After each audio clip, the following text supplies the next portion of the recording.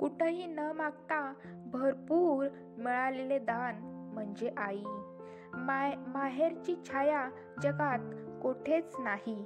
आईसारखे निस्वार्थ थंडावा देणारे वटवृक्ष या जगात कोठेच सापडणार नाही.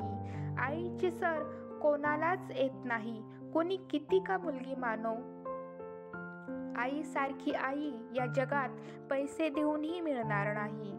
कारण हे असं नातं आहे, हृदय विकले तरी कर्ज फेडता येणार नाही.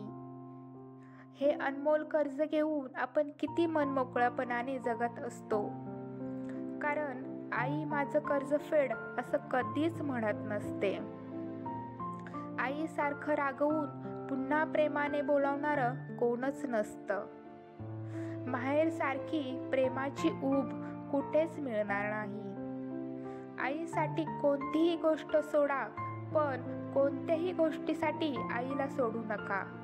जगात असे एकच न्यायालय आहे जेथे सर्व गुन्हे माफ होतात, आणि ते म्हणजे आई.